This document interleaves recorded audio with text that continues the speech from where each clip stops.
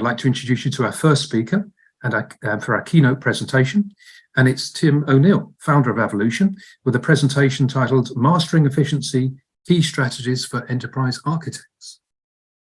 Tim. Oh, thank you, Peter, today. So I'm going to go through some, I guess, some sort of background into why we see efficiency as now such a buzzword, and it's taking over from some other terms that we've used and heard a lot in the past, and we're going to hear efficiency a lot more. And yeah, and what we've seen with our clients that we've worked with for many years, and obviously what we're doing in trying to push the envelope on how we can make EA more efficient, or EAs more efficient in what they do on their day-to-day basis. Quick little background on Evolution. As Peter said, most of you know who we are. We've been around for over 20 years. As Peter said, I'm one of the founders of the company, so I've certainly been in this field for a long time, and many years before that as well. We've offices all around the world. Peter just, I guess, talked about the follow the sun approach we have, and we can apply it to hosting events like this as well. We have someone pretty much awake all the time somewhere in the world. We've been a leader in the analyst reports now for many years, so I'm sure that's something we're very proud of course, and it's something that may have brought you to us. And yeah, every day we have thousands of people using our tool, which is called Abacus, as I'm sure you all know. Okay, so a little bit about our kind of positioning in the market. So again, I've said we've been around for these 20 plus years. So we came to the market, basically the early 2000s, with the idea of doing both data-driven and diagram-driven architecture. So it was research that we'd done back in the 90s that showed that those two approaches were complementary. You could start talking about, top-down, bottom-up, inside-out, active, passive. There was lots of ways in which you could approach this challenge, and when we saw that this data-driven and diagram-driven was a pretty good way of trying to combine those two things. So that's really how we've sort of positioned ourselves. It's how we're recognized in the market. It's largely why we're number one in the MQ. We've been a leader for 6 years. It's that blend of how you do data-driven architecture, which we'll talk about today a lot, but also diagram-driven, and the two sides of the coin are both useful. Actually, one of the presentations we've got coming up in the next 2 days is by Beck. It's a company. They're going to be presenting how they are blending exactly these two things, data-driven and diagram-driven, to do what we would certainly consider to be a pretty exemplar approach of how you can get the best of both of those two worlds. So keep an eye out for that. Okay, so on to kind of where we are today and this efficiency thing. So just a couple of little snapshots here. There's every year the Nash Squared do this great report called the Digital Leadership Report, and they survey hundreds of sort of business leaders. And what they've found, and you can kind of see it in these graphics here, is that if you look on the one on the left there, it's talking about the kind of the top 3 aims that boards cite, and so they've consistently cited improving operational efficiency as their thing that they care about the most. I mean, certainly customer experience, customer engagement is also important. But that's through the pandemic, right? So through the 2021, 2022, it's been pretty consistent. But then on the flip side, what we're seeing is that digital transformation, or basically transformation plans where you're going to make a significant change to your products, your services, or revenue models, has been a bit up and down. So, we would sort of start to say that, the pendulum's swinging a little bit. We know that digital transformation was one of the, the big buzzwords that EA was seen as the solution for. And so we just got to be a little bit careful. Before the pandemic, it was, sitting around that sort of 44%. But then when, the panic stations hit in 2020 and everyone was, mad scramble to roll out, working from home and all those different sort of business models, it took a bit of a backseat, right? So that more strategic way of thinking was sidelined a bit for more tactical ways of thinking. It then came back with a vengeance in 2021, and now it's probably settled back down to where it was before, certainly around that kind of 46% of people saying that that was their one of their major drivers. So it's just something to kind of keep an eye out, is that this efficiency word, I think you're going to see more and more. It's obviously, you can see a key thing for the board, and we need to be able to talk in the way of, well, how do we help a business be more efficient? How do we as EAs empower the company to just do things more efficiently? Gartner's aligned with that. So this is as you can see, the 2023-2024 strategic priorities summary that they do. And again, they ask people, what are the top 3 things you care about? And you can see that while there's things like growth and stuff like that, the fastest growing ones are, good old cost management. You can see it there at 69%. Everyone's focused on cost, and I'll talk more about that and what the implications are there for us as EAs. But that bottom one, is now also almost an equally fast mover, which is, efficiency and productivity is getting more and more, kind of eyeballs at the top level. So certainly that's pretty consistent, and being able to do things efficiently. You have a little gif here of doing some process modeling or something like that with Abacus, very efficiently, is a really important way to be able to do this. And I'll talk about that a lot through the course of this this deck. So why is there so much digital transformation? Why is there potentially inefficiencies? What's led us to this path? So I'm sure comes as no surprise to any of you guys. You guys are living this. We've lived it for more than 20 years. Is this kind of lever between how much you want to decentralize versus centralize. So again, looking at some sort of reports here from Gartner and different surveys of hundreds of business leaders. Again, that bar chart on the left there, what it's talking about is, well, what percent of your technology spend is outside of the core IT department? So it's in the business units, and you can see that a third of people say that maybe up to 10% is, but there's quite a few that are saying no. There's a fair bit of spending that's outside of the central IT, departments, right? So it's the classic kind of shadow IT. There's a whole lot of stuff going on out there in the business units. They're, dare I say, impatient. They're maybe a little bit frustrated with the responsiveness of the core EA team. So they're going it alone. They're getting their own investments, and they're rolling it out, and we're playing catch up as an EA team, right? If we're centrally based. And you can see that 67% of the CEOs are saying they want more work to be done in the actual business functions, and less in IT. So that's the driver to this. This centralization, decentralization has been the driver to, dare I say, we would obviously argue if you're doing the same thing 3 times in 3 different ways in 3 different places in the business, it's pretty inefficient. Okay. Conversely, if you're waiting for approvals to get everything done, and the EA people are seen as the policemen saying stop all the time, that's also inefficient. Okay, so it's a bit of a wrestle between the two, and I think it's captured pretty well. There's a quote that we've grabbed here from Jörg Zimmermann, who's the senior EA at Lufthansa. I'm sure you know them, the airline. So he's basically, I'm sort of paraphrasing a bit here, but it says, should we rather have one large integrated business platform, which of course gives us some bad vendor lock-in, or would we rather pursue a best of breed approach with many small solutions, which then of course is an integration nightmare? Should we rather have one central integrated, enterprise data warehouse, let's say, where we get pushback from the local business units, or would we rather decentralize into a data mesh approach, which again is an integration nightmare? So, that's the kind of, you're really trying to choose where do you want to sit on this centralization, decentralization continuum. And of course, you're a legacy of whatever's been in the past. If we've been heavily decentralized, you've got integration issues and you've got shadow IT to deal with. If you've been heavily centralized, you've got, of course, inefficiencies and maybe people trying to work out how to go around you. So it's an interesting balance, and that's largely what's led to this drive now for trying to get some efficiencies, we think. So where have we got to in terms of spending things and in terms of some other tipping points? Well, it should probably come as no surprise to you all that for the first time now, and this is from a Flexera report and different IDC reports you can see here, SaaS, cloud is now, we spend more on that than we spend on-prem, for the first time in 2022, 2023. You can see that in the kind of stacked chart on the left there. So really we're spending more and more proportionally, you can see, on cloud, and that's accelerating at a faster rate. It was certainly predicted to be also in the future than any of the on-prem spending, right? So that's where all the costs are going into cloud. Right, you've got here on the right where it talks about 82% of organizations say that controlling cloud spend is their #1 cloud challenge. Right, they know that there's a bit of a phrase which we see called cloud creep. There's a bit of that. It's happening where it's just getting rolled out. It's too easy just to sign up for things and just get more and more and more and more and more, and you end up with especially if the business units are doing it, 3 different CRMs, right? All that usual heterogeneity in a portfolio, right? So that whole cloud spend and the increase of that is certainly one of the big drivers we're finding to this inefficiencies. Multi-cloud is coming more and more. So, that's, both public and private clouds, or obviously hybrid clouds. And it's not just about, whether you choose to go, again, with your private cloud or your public cloud. You've got multiple public clouds to choose from, Azure versus AWS. So actually in 2022, for the first time, Azure surpassed AWS in adoption rates. So that was in 2022. 2023, it's come back again.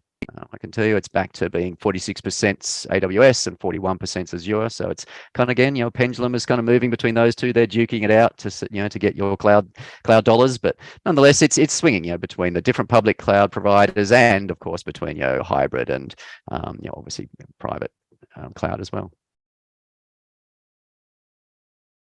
So I guess the question is, well, what does good, and that's got some air quotes around it, what does good IT spending look like? Okay, if we're, we know we're spending too much on cloud, it seems like we're going to be spending more and more on cloud. So what does good look like? Well, there's some good reports out here. You can see that if you look at the industry as a whole, or the entire industries as a whole, this chart on the left here, well, what percent of revenue is spent on technology? The vast majority, 52%, are actually spending less than 5% of their revenue on tech. So that sounds great, right? Not unless you're a software business or you're a tech hosting cloud business or indeed a financial services business, right? That chart on the right, that less than 5% is great, but actually a lot of those are north of 10%, right? You're spending already on tech. So just some good sort of benchmarks there that we can use. We as a software company, of course, we're like that top row there, right? We not surprisingly spend a more significant portion on technology than the average, in this case, consumer products or industrial products companies. So that's fine, but just understand what good looks like from a spend point of view. Don't obviously see IT as a cost center anyway. That whole change is happening, which we'll talk about, which is you've got to see it as a digital enabler, not as a cost center. But that's definitely an ideological change we're all working on. But anyway, that's what, dare I say, good or in some ways bad cost can look like. So what's the consequence of all this, this cloud creep of, shadow IT, decentralized, centralized, all that sort of stuff? Well, it shouldn't come as a surprise to everyone that it obviously results in complex situations. Some may argue even chaotic, right? During the COVID, pandemic stuff, it was pretty chaotic. People were just rapidly signing up to things, rolling out stuff, giving people a laptop and, taking it, going home with no, security, kind of working or any of that sort of stuff. And, multi-cloud, all those things have really resulted in a pretty complex environment that we all find ourselves in. A patchwork of different platforms and tools, all that sort of stuff. The whatever left hand doesn't know what the right hand is doing. All that kind of uncertainty. So that chaos is absolutely a thing that we've all inherited. It does exist. In the beginning there is always chaos. You can go with all those little one-liners.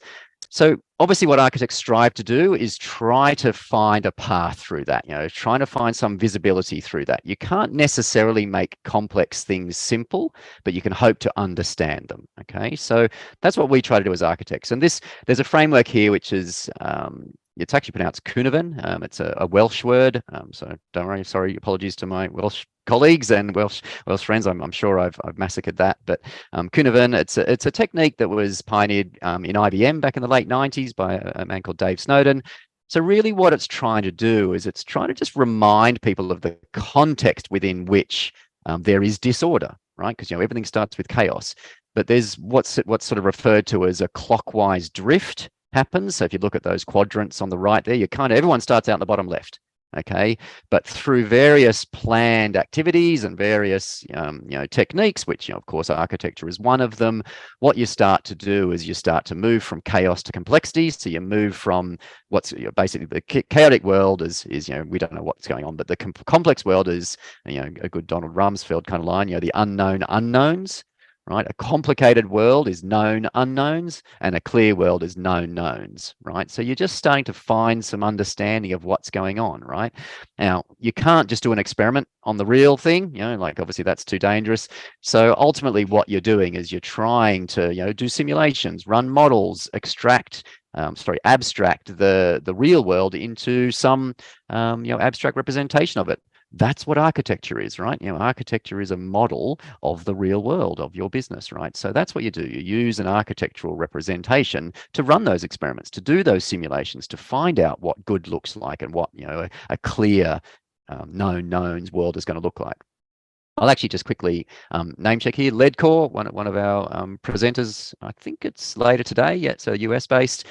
They're presenting pretty much on this exact journey where they've gone from, complexity through a complicated kind of, so they've now got some kind of known unknowns, to what they certainly will show you is a pretty clear view of how everything hangs together in their organization. So it's a pretty useful framework. So Kuhneven, again, apologies to my Welsh friends, I'm sure I've ruined that, but that's my understanding of how you pronounce it. So, all right, so let's move on.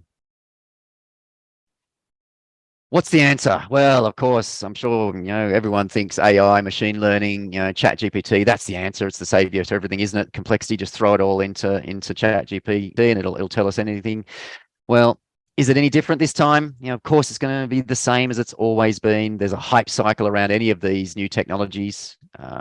Trust me, we've been reading a lot about this, and there's a lot of doomsayers and a lot of optimists. It's a pretty mixed bag, but there's no doubt about it. AI, machine learning is well and truly at the peak of inflated expectations. By comparison, maybe something like, I don't know, virtual reality, that's probably now in the trough of disillusionment. But cloud, multi-cloud is probably moving to the plateau of productivity, especially if we can iron out some of those inefficiencies there and some of those cost, creeps. Absolutely, it's a standard way of looking at things. But yeah, nonetheless, when you look at AI and you look at machine learning, and there's been lots of surveys of this, so there's a really good survey that was done here. We sort of name checked by Expert AI, an online kind of analyst firm, where they looked at large language models and the opportunities they may bring and the risks and obviously what we're going to do. They found that the biggest concern, so you can see there, 73% was around data privacy, security, and governance. And that's what people need to start to understand is, the way ChatGPT works, it's just scraping the internet, building up its, large language model, right? So it doesn't know anything about your business, right? Other than what's on your public, web pages, right? Because I presume you haven't uploaded your application lists or any of your project lists anywhere publicly that they can find, right? So it doesn't know anything about your business. So, it's the usual garbage in, garbage out problem, is it's going to give you something that kind of smells kind of right, but absolutely it's not got any context to who you are as a business, right? So it's not enterprise specific at all.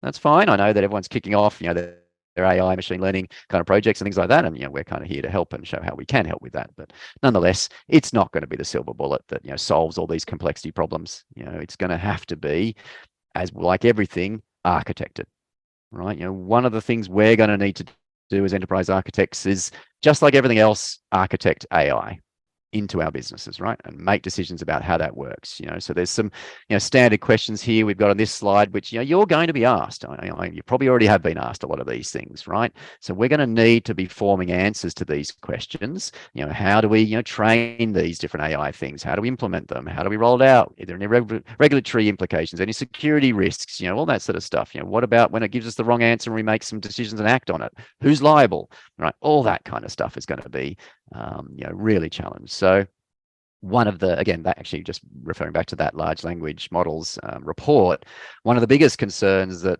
a lot of the organizations have is, what sort of computational resources is this going to take? Right? How much do we need? How much can we leverage the, the AWS and the, Microsoft and the OpenAI and all those different, APIs to do this for us? So nonetheless, lots of concerns there. So one of the things that I want to sort of start to talk about, and I'll talk about a bit more on some of these other slides, is enterprise architects. We are essentially the ones that people are coming to ask, those difficult questions, right? And we need to build things that are going to help them to answer those difficult questions. AI has a part to play in that, but it's fundamentally going to be an augmented or a hybrid role where you won't replace the people. Okay, now that's something I'll talk about a lot, and I'm assuming that's kind of front of mind for lots of people. So yeah, I wanted to put this in just as a bit of a thing, because really what your enterprises are trying to do is you're asking corporates to rely on data that comes out of some machine learned thing that's pretty opaque, pretty black box. It's kind of like asking people to trust self-driving cars, right? And this guy looks pretty calm and pretty happy, and he'll probably fall asleep soon, but we all know where that went. Right, and the reality certainly lives up to our fears, right? So all the Tesla crashes. I'm sorry to pick on Tesla here, but yeah, fundamentally, there's been a whole lot of horror stories, and it'll be the same with large language models, right? And the generative AI stuff that's coming. So they often get the flavor, and that's the word they use, of the response kind of correct. but obviously some of the important details are wrong, and they're just fundamentally wrong. We know, they don't have any citations or anything. You don't know where. They're not transparent at all about where they got their recommendations from. It is just, it looks convincing, and there's a lot of bluff there, but maybe it's completely wrong. Now, they actually have a term for this in the field, which again, I'm hoping most of you guys know, and it's certainly a pretty common word, but it really starts to make you realize what we're dealing with here. So when the large language model gives you something that's factually wrong, but it sounds kind of correct, they call this a hallucination. Right, so it doesn't embody you with much confidence that these machines can just hallucinate and tell you something, and they pass it off as good as anything, right? So yeah, a real concern. Now, I did want to put this in. Okay, so I hope some of you recognize this little snippet here. I've waited pretty much 10 years to find an opportunity to put in this clip, and I don't know how many of you know this. I hope a lot of you do. I love it. So basically, it's a man called Jean-Claude Van Damme. He was and he's a famous actor. Did a lot of the kind of karate ads, movies back in the 90s and things like that. This video is a little snippet of a commercial that Volvo did about, it must be 10 years ago now. And obviously you can see what's happened there is these two trucks are driving backwards, and Jean-Claude is standing on the wing mirrors, and basically it ends up with him doing what's referred to as the epic split. Okay, so there's a great backstory to this, and it was filmed in one take. I'm sure you can see that, right? It's two trucks driving backwards at, I think it was about 15 miles an hour, like 25 kilometers an hour. It's a 1 minute long commercial. It was shot at sunrise in a 15-minute window they had, but they planned it for 5 months. They rehearsed it for 3 days before Jean-Claude stepped aboard those wing mirrors, and the drivers obviously did their magic. So there's some really amazing things that come out of this, right? So I could talk about this for hours. I'll try to talk about it for a minute or two. The first thing you can see in the strap line there is when you're talking about this AI stuff, machine learning stuff, you start bringing in terms like trust, okay? Because again, if you're going to trust this machine to make some recommendations for you, this machine is going to make some recommendations for you, you've got to start to work out, do I trust it, okay? Now, what we found, and we've been working in this area for, again, 20 years, right? So we've been at the pioneering end of this. There's two main factors that help you build trust in the machine, and that's transparency and time. Okay, and I won't talk too much about these, but essentially you can't be a black box about this. You have to be transparent about the algorithms that are behind the scenes. You have to be transparent about the logic that's there, where parts are what's referred to as deterministic, so that they're perfectly describable as a formula. Do that. Don't try and obfuscate that. Don't make that opaque. But where there's parts that could be learnt from the data where you don't know what the actual algorithm is, use that as well. But then be transparent about the way that, what the machine has learnt. And you can do that. And I'll show you some examples of how that works in Abacus, but you can do that. The other thing is it just takes time. Okay. Just like 5 months of prep and 3 months of rehearsals, it took time before Jean-Claude was happy to stand aboard those wing mirrors and rest and risk his hamstring or his adductors here, I guess. And you can play with time a bit, right? So you can definitely look back into the past and see what it would predict for the future, which is your present time, of course. But more or less, what you do is you roll this out incrementally. You pilot it somewhere, and then once you build confidence and trust over time, you start moving it out and moving it further within the organization. That's what we found as a successful way of doing all this. So again, could talk about this for hours, but the other final point I really wanted to make on this is it's important to note when these trucks, they're being driven by people. And this Volvo thing's 10 years old, right? This dynamic steering, it was just an augmented ability for the drivers. So the drivers are there. It's not self-driving. It was just a thing that would help the drivers drive more, I guess, controlled, so they wouldn't jackknife the rigs there. So that's the same as EA, right? So we talk about augmented EA or hybrid EA, which is basically that blend of an enterprise-specific machine learnt model with, of course, enterprise-specific coded algorithms, that are perfectly deterministic. So you can blend those two together, and we're pioneers in how to do that. And fundamentally, this is how, of course, you can really accelerate and be more efficient about what we're doing as EAs. So we're not getting replaced, and I'll talk about that a fair bit more about the skills that are coming, but EAs are the drivers of these trucks. There's no doubt about it. AI is going to just help us drive the trucks in the right direction, right? Absolutely. So I'm so glad I got to use that video finally. Okay, so moving on. Well, what is it that I guess when we look at this EA wave that's coming, are our jobs safe as EAs? Well, not surprisingly, lots of people are writing about this. World Economic Forum here very recently, just last month, did a whole lot of work on that and presentations. So you can see here the kind of fastest growing jobs. Number one, of course, there is AI machine learning specialists, right?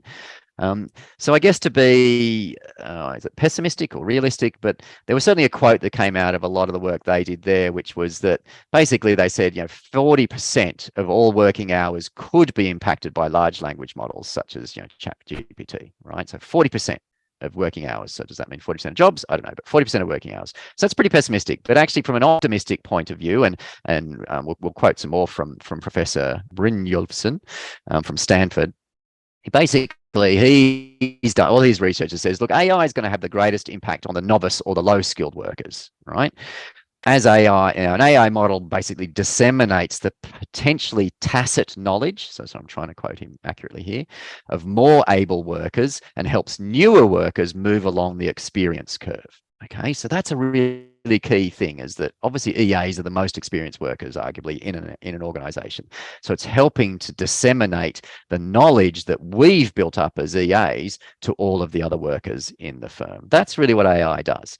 So again, the concept that, maybe 40% of jobs are on the line here, EAs are certainly not. In fact, we need to embrace this EA and use it as an accelerator to disseminating the knowledge that we are custodians of. So one of the ways we describe enterprise architects, so again, this is a pretty heavy phrase, but it's something that I repeat often, is an enterprise architect is the custodian of the encoded knowledge of the enterprise. So I know there's three big words there: custodian, encoded knowledge of the enterprise. That's what we are. So if we can use AI to help us disseminate that, and indeed AI to help us build that and encode that in the first place, the knowledge that is, that's awesome. We become really powerful contributors to our organization.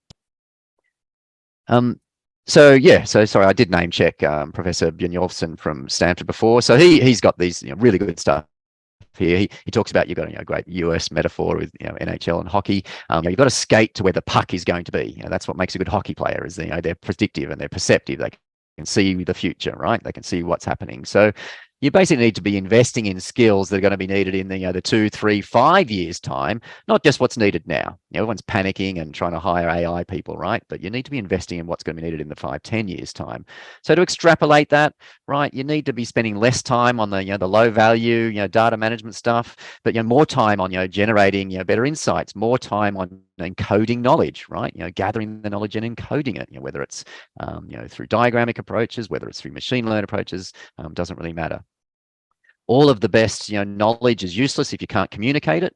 So obviously one of the best differentiating skills we're going to have as architects is being good at communication. And actually, I'll name check one of my colleagues. So Doreen Dickman, she's presenting about effective communication for EAs. So absolutely check in her presentation to see some really good ways and really palatable and understandable ways that an architect can communicate. Because remember, you can't make complex things simple. You can hopefully just make them understandable and seek first to understand, then be understood, right? So hopefully you can then communicate those things to people. But skate to where the puck's going to be. Don't be too worried. We've got 5, 10 years of interesting work ahead of us now.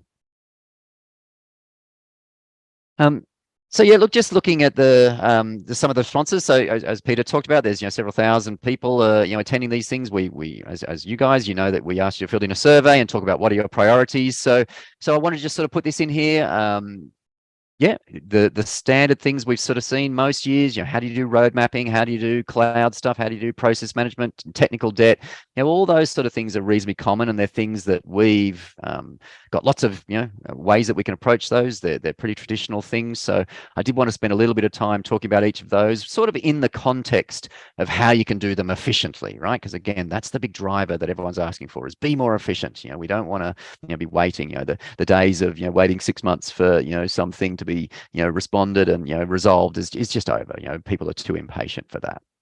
So let's dive into these particularly. So what we're looking at is essentially a summary of how do we do this? We've got a tool, right? Hopefully a tool is an accelerant, something that can make things work faster, right? So every day thousands and thousands of people are using Abacus. You're some of the thousands, I guess, some of you. And really I wanted to just give you some insights into how our practitioners, our users, our customers are doing this every day, in the field, doing these things realistically, all those things we talk about, very pragmatically and very efficiently, using, of course, a tool set to help them be better. So one of the first things we talked about, data-driven versus diagram-driven. There's no doubt about it. Diagram, creation, whatever you sort of think about that, drawing diagrams is a fundamental aspect of enterprise architecture. It's arguably the core thing that enterprise architecture is. As much as we talk about diagram-driven versus data-driven, diagram-driven is absolutely one of the best ways to capture some knowledge, right? Whether it's a process model, whether it's workflows, an organizational model, event model, data models, we're used to doing that. People think in 2 dimensions, right? Actually, most people think in 3 dimensions, but we certainly see and happily capture content in those 2 dimensions. The XY position of things is relevant and important in seeing how things lay out. You can tell a lot about complexity through these different, kind of space algorithms. So, yep. So obviously efficient modeling and diagramming is important. And one of my colleagues, Andrew Luthwaite, who certainly would tell me how to pronounce Kunavan properly, he's hosting a session later today about diagramming using our web native Abacus Modeler product, which is, in Abacus Enterprise, our web product. So that's what you're sort of looking at here. It's all, kind of stencil based and drag and drop and all those good things. So it's a very efficient way of doing all the modeling you might need to do, right? For the more, diagram centric user, not the power user and not the, the data centric user, but, that middle modeling kind of, diagramming user. It's, absolutely the core thing for them to be doing. Moving on from that, I guess, the way I talk about it is, don't wrestle with diagrams. You should never create a diagram that has more than like 50 to 100 objects on it manually. I just don't think that's efficient use of your time or efficient use of anyone's time to try and understand it. By all means, generate diagrams automatically that have 100 boxes on them. Import stuff from your CMDB, right? Import stuff from Excel. This is showing an AWS notation here, so we support AWS, Azure, all that sort of stuff. So by all means, import your technology estates from something like that and then visualize them.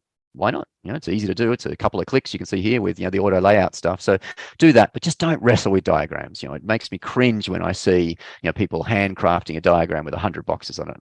We can align things and do all those good things and snap to grid and all that good stuff, but really you're just wrestling with it. Work out how to get a good structure on there with connections and then let the layout algorithms do their work. That's in Enterprise, that's in Abacus Modeler, all this layout stuff. So you really want to take advantage of that to be efficient, I think. Data-driven is very important, and catalogs, as we call them, lists of things, tabular data entry is absolutely a very efficient way of doing things. And in that realm, I guess the quote is, many hands make light work. I'm not gonna throw in the corollary, which is, too many cooks spoil the broth. You got permissions to control that, right? But many hands make light work. So you've got to crowdsource this stuff. EAs should never be the owner of the data. Again, remember, the EAs are the custodians of the encoded knowledge, not the data itself, right? We can get into the whole knowledge pyramid with you have data, then information, then knowledge, then wisdom, right? But the EAs shouldn't be the owners. Put the owners in front of their own data, right?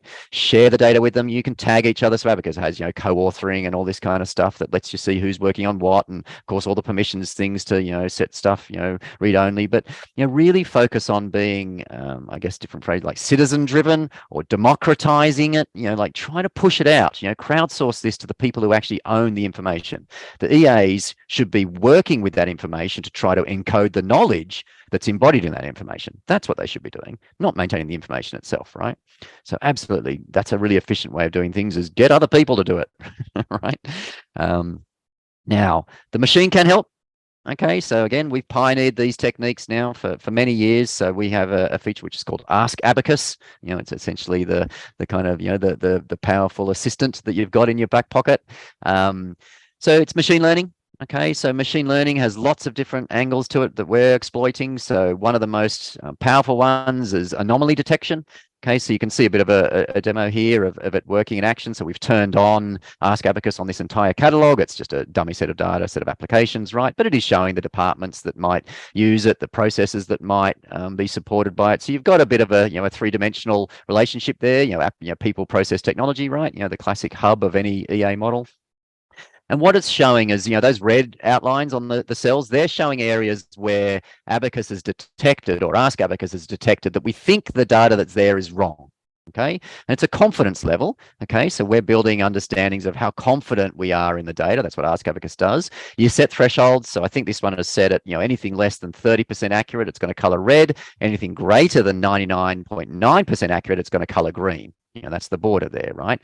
So those red ones, it's going, look, I think there's something wrong here. All the other elements of this record and all the other things that we've got in our smarts behind the scenes are telling me that I think that's an anomaly. You might want to check. And you can see when I hover over the red cell there, or that cell that's changing, it's saying that, hey, look, you've got a current value of 5. I think it'll loop back again and you'll see it in a second. I'll talk you through it. But we think that's wrong. So you watch that. When it gets to that red 5 that's got the red border around it, it goes, well, hang on, well, how confident are you of this 5? And it goes, yeah, not very, mate. I'm actually 0.8% confident, but I'm 99% confident it should be a 2. So then you start going, well, hang on. Okay, well, this bronze value over here, we're not very confident. It's somewhere between 30 and 99% that it should be bronze. But hey, if I change that 5 to a 2, what do you reckon about the bronze? Oh, my goodness. Now you become actually really confident. So yeah, you were right about that. And once you've fixed up that anomaly, we're confident, we're cool. So you can start to see how powerful this is at getting good quality data. Now, I could talk about this for hours. The other quick little point I want to just point out here is you can see there's some gray, sort of low lighted values in some cells. So we talk about Abacus as suggesting data. Okay, so not only is it suggesting whether we think the data you've got is right or wrong, we can actually, and we refer to as filling in the blanks. So where you've got gaps in your data, Abacus is smart enough to go, look, I think the value should be this. And so you can see like some of the things it's filling in the disaster recovery level as gold, silver, bronze, right? Some of the criticality levels. It can tell you it should be connected to a certain business process, right, that you haven't connected it to. It can tell you that it should be connected to a certain department you haven't connected to. So Abacus can fill in the graph. It can fill in the structure of your repository automatically for you, right, if you want it to. So at the moment, it's just suggesting things, but you can right-click that and go, yeah, accept that recommendation, and off we go. It's also telling you, of course, how confident it is of those recommendations, like that gold just below the bronze there. You can see that it's saying, I'm pretty certain this should be gold. So of course you could set up a rule which says accept any recommendation that's above 99% and start filling in my repository for me. Pretty powerful stuff.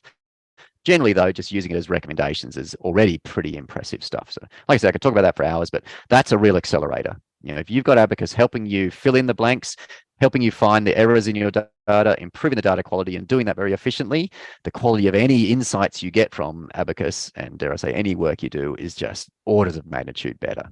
Back to the confidence, back to trust in what we're doing as architects, right? So that machine learning stuff fits within a broader analytics mindset.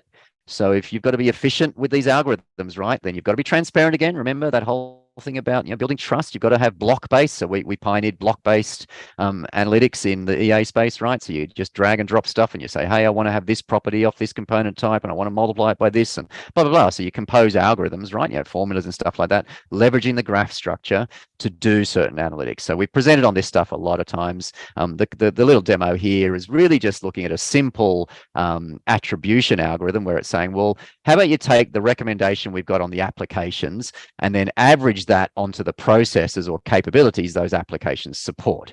So you're effectively calculating a recommendation for the process relative to how much change is happening behind the scenes in the technology. So if you're planning to retire all the applications that support a process, well, guess what? It's going to say, hey, that process should get retired. So it's it, very simple stuff like that, but it's this ability to blend this, what I would call a deterministic, and we call it no code. So you've encoded the knowledge, you've just done it with no code of your enterprise, but blending that no coded deterministic knowledge with the machine learnt coded knowledge, incredibly powerful stuff, right? Which really starts to open up, some really amazing opportunities that you'll hear about. And so, in fact, Kashan, one of our colleagues, is going to present again. I can't remember, sorry if it's later today or tomorrow, on how you can do some of this analytics stuff and where you can get some really interesting things. And we've had various other customers talk about different analytics they've done around security and stuff like that. So go and grab some of those sessions. But it's pretty amazing stuff, and it's obviously what I think is the powerful thing architects can do. One of the most popular topics, of course, and one of the things we've been working on for many, many years is, road mapping. Road mapping is a bit of a chimera. It's, it means many things to many different people, right? It's a bit mysterious. The one thing everyone agrees on about road mapping is it's something to do with time and the future. Okay, so fundamentally, though, if you're going to do this efficiently, you need to be leveraging data sets that you can rely on that have some pretty good end-of-life stuff in them. So there's a big data set out there called Technopedia, which I know a lot of our customers use and through us. And so, yeah, why try and get this stuff yourself? If you just go and download your estate, put it into Abacus, you can link it to the Technopedia end-of-life dates. You've instantly got some end-of-life dates for the technology. And like using that algorithm where we were doing the attribution of the recommendations for applications to the capabilities and processes, you can attribute dates, right? So of course, if you're going end of life on a certain set of technology, you can roll those dates up into the capabilities that are impacted by that and start to understand about what your capability changes need to be. Okay, so do this stuff efficiently. Leverage these big data sets to do things faster than manual, of course. There's actually two of the presentations in this digital summit are about that. So we've got Admiral Insurance in the UK. I think it's the one straight after this, so it must be in an hour or so. They're talking about road mapping and how they're doing it. And then Standard Chartered Bank in Singapore. I think that must be tomorrow, given that it's whatever it is, 6, 7 o'clock at night now here. They are presenting again on road mapping around technology as well. So yep, drop in on those, see how those companies are doing road mapping using Abacus and leveraging all these different efficiency improvers to do it better. The core of Abacus, as I've talked about, an EA is encoding enterprise knowledge. It's leveraging the graph way of thinking as the repository upon which that knowledge is overlaid. Okay, so you're leveraging the graph structure to get the knowledge, and then you're overlaying that knowledge back onto the graph. So that's a whole whatever theoretical world of 20-something years for me, but nonetheless, that's the best way of doing things. Okay, it's really what architecture is. Okay. So yeah, so look at how you can leverage that graph way of thinking. We brought this, we brought graph technology to the EA market more than 20 years ago. It's not a new thing. I know there's people out there banging the drum saying that they do it. It's like, fine, we've been doing it for 20 years. It's okay. We've learned a fair bit about how you can leverage a graph in those years. So that's fine. We'll just keep doing it. And yeah, so again, actually one of my colleagues, Nick, out of the UK, he's going to present on how you can leverage relationships tomorrow. So yeah, drop in on Nick's presentation if you can. And one of our clients, CRV for All, they're also going to talk about how they're using the enterprise graph. I know they're presenting on that. So yeah, there's a really powerful thing behind the scenes in Abacus, which is the graph way of thinking, and then using that to encode the knowledge and indeed code the knowledge. It's just fantastic stuff. We sort of talked about how, if you're going to, leverage the information you've got and be efficient about these things, you do need to talk in a framework that's familiar to the business. So you get into all of the kind of world of industry specific frameworks, and all the different techniques around that, business model canvas, whatever, all the, PCF, all those different, different classification frameworks. But business capability modeling in general is absolutely a common language of the business. Okay, talking in technology terms is unlikely to get you far, right? And again, Doreen will talk about this. How do you talk the language of business, right? But yeah, presenting it in a way that's familiar to the business is imperative. And so again, we have all these different frameworks, all these different capability models off the shelf. You can just drag and drop them and then underpin them with whatever technology estate you've got. Be hybrid about it. We're not going to force you into any framework at all. We'll happily adopt any framework you've got. Abacus is the most configurable tool on the market, right? So you can just adopt however you want to do things, okay? But you can still overlay inventory-based approaches on this. So, by all means, pull in your spreadsheets and your CMDBs and underpin a diagrammatic way that's above that. That's fine. Generate the diagrams in, right? Like that bottom right one, that's like a service view. We say, well, how are we delivering these capabilities? What is the underlying technology? Just generate that stuff once you've pulled it in and connected it, right? It's easy to do. So actually one of my colleagues here in Australia, Jalal, he did a whole session, was it last week, the week before, I can't remember, all about capability-based modeling. So go on our YouTube channel, download that. He does a really great job. These slides are from Jalal. So, does a great job of that. Have a look at how we recommend you can do that efficiently using a tool set. Okay, second to last slide. When we talk about efficiencies and we talk about doing things, this enterprise stuff more efficiently, look, I've talked about it on the last slide as well. Why reinvent the wheel? There's frameworks out there. We don't charge for any of the frameworks that we support. Okay, it's too easy to build them, so we're not going to charge for it. You guys will just do it yourselves, right? And do a half a job. So we just do it. That's fine. We have partnerships with all these different organizations, so you can get access to them through us. And yeah, hit the ground running with one of these frameworks. Whether it's an AWS cloud architecture underneath whatever, a BIAN, business, banking, framework. It doesn't matter. You can underpin these things and mix and match them. We've talked a lot about how you make a hybrid framework, and all the kind of the risks with that. And we talk about the Franken model, a bit of a Frankenstein. You've got to be careful how you do this. But again, we've been doing this for 20 years. How to make a hybrid framework is easy. You can just drag and drop, and there's obviously lots of implications on that because not all frameworks fit together very well. But nonetheless, we've got a lot of experience with that, and there's lots of frameworks you can draw upon to just hit the ground running. Don't reinvent this stuff. Just pick and choose. We support hundreds of them. Just go into our libraries and start downloading them and have a look. See what things might be fit for purpose. Whether it's a process layer from APQC, and maybe a technology layer, like I say, from AWS, and maybe a business motivation layer from the Open Group. It doesn't matter. You can blend these things together. It's fine. Don't be too worried about it. And we certainly support all the latest iterations of these things. It's a source of ongoing work for us to keep up to date with all that stuff. So yep, just wrapping up. So I guess they're all the different sort of use cases or topics we sort of touched on today in terms of where you have your abilities to offer your efficiency improvers across the business. Hopefully I've shown you some of the techniques that our customers are using, that Abacus provides for them to do that. And yeah, I guess accept that while machine learning is coming and it's here to stay, don't be too worried about your job. We actually will be pretty powerful players in that space if we do it right. We being enterprise architects, I mean. Because yeah, we are the ones who encode, we're the custodians of the encoded knowledge. We're the ones who own that stuff, the knowledge. We don't own the data, but we own the way that it can be used beneficially to help a company make good decisions. That's a holy grail, right? It's pretty fantastic stuff. So with that, yep, I know that that was a bit of a whirlwind, and we've got a bit of time. There are a couple of questions. So one being, can Ask Abacus be used on any EA repository or metamodel?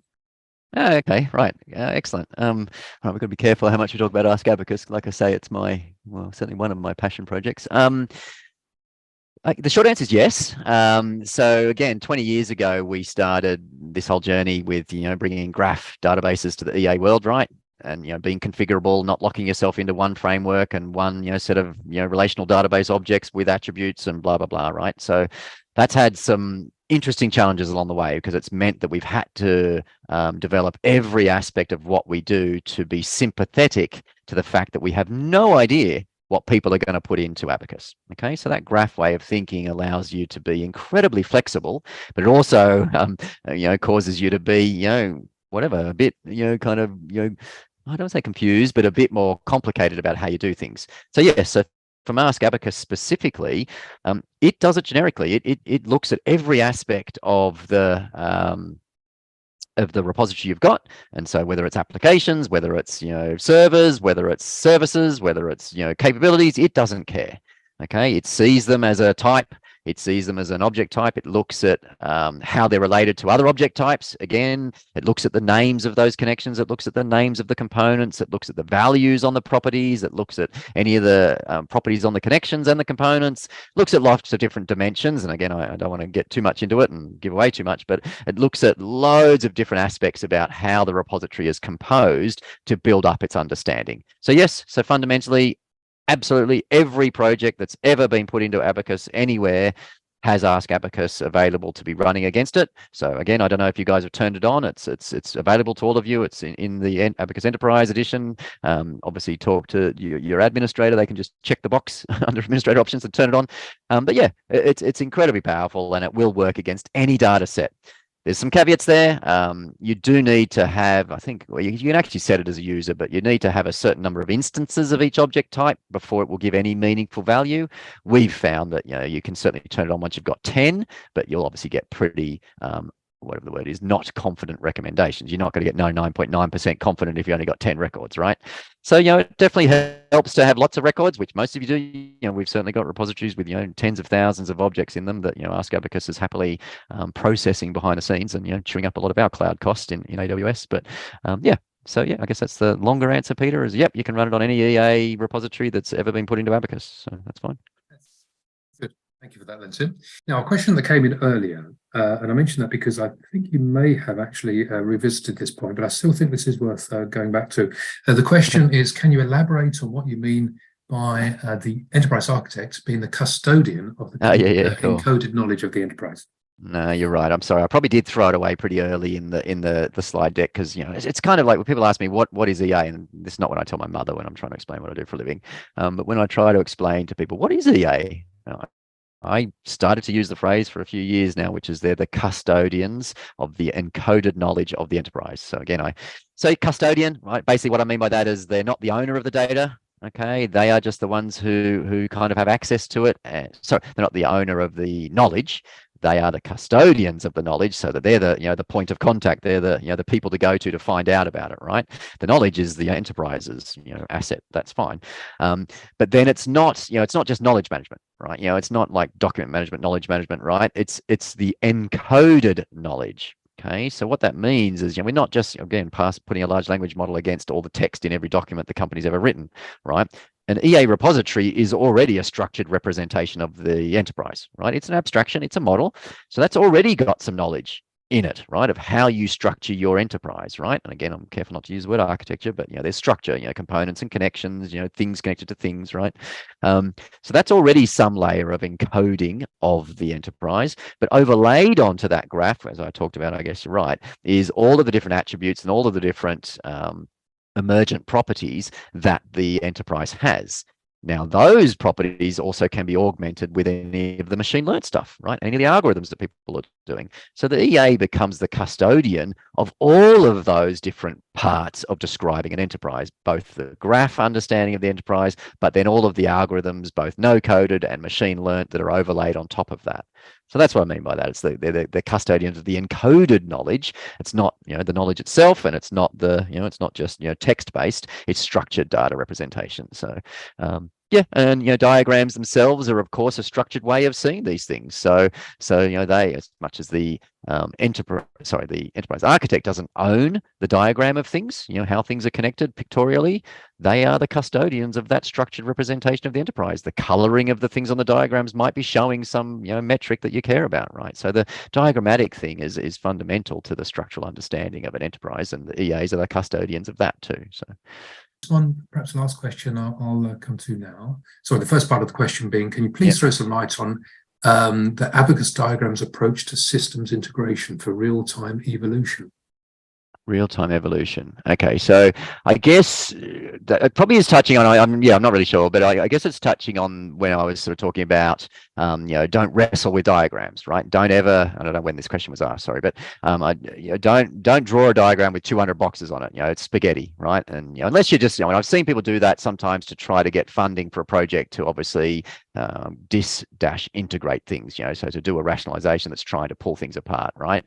An integration nightmare.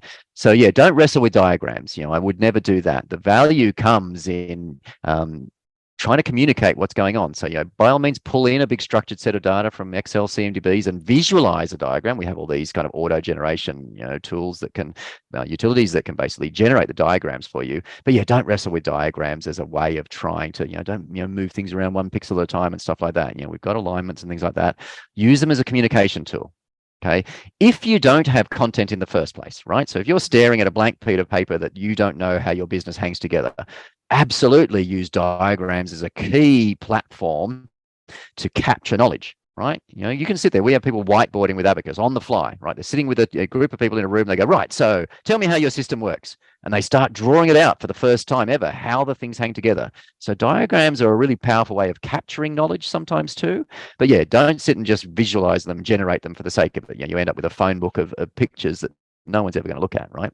You need to make decisions, the humble pie chart, right? There's plenty of Dilbert, comics about, everyone worshipping the pie chart, right? If you're going to make decisions, you need numbers. That's absolutely the case. So yeah, try to work out how you can blend the two together, data-driven and diagram-driven. How extensive scalable is your API capability to integrate data from other tools? Okay. So how extensive and how capable is it? So I don't know other than to say, completely. We've certainly, the scalable side of things is, we certainly have had it pull in hundreds of thousands of objects. I'd always advocate you not to do that. Don't just pull in your full list of all your workstations. If it's just because you can, doesn't mean you should. The old mantra of, Spider-Man, right? With great power comes great responsibility. So, don't end up with your repository just bloated with disconnected information. right? Have relevant information which is helping you make decisions. That's the first thing. So that's kind of related to the scalable side of things. Is we can certainly plug into any CMDB and pull in lots and lots of records, and we've had companies do that. But pick and choose your battles, right? Extensive, yeah, look, I mean, but yeah, certainly all the common ones you'd expect, all the CMDBs, right, all the different repositories that are out there where you have, again, enterprise knowledge encoded, right? So whether it's ERP, whether it's CRM, whether it's CMDB, they're all the standard ones we pulled in. We certainly can push and pull. So we have people push content into Abacus. We pull content into Abacus. It's a REST API. So yeah, I don't know. I mean, I think we probably got specific presentations on exactly the scope of that, and yeah, I'll leave it to my colleagues, I guess. So again, I assume we know who that is. They can work with them to plug it into whatever it is they've got. There's no doubt about it. Abacus is flexible, right? So one of the things that we pride ourselves on is we're not megalomaniacal, and what I mean by that is we will accept the foreign key or the unique ID from any third-party repository and supplant that into Abacus, which gives you a faithful round-tripping ability. Right, so we're never going to have to put any content from Abacus into a third-party repository. We can just plug into anything else and it can stay in there as the master. We will just be a replica of that and let it be connected to whatever other things might be useful in the EA repository. So, people used to talk about EA as an integration hub. It's kind of like that. Again, it's the glue. EA is the glue between all these things because you want line of sight from, left to right in your business, top to bottom.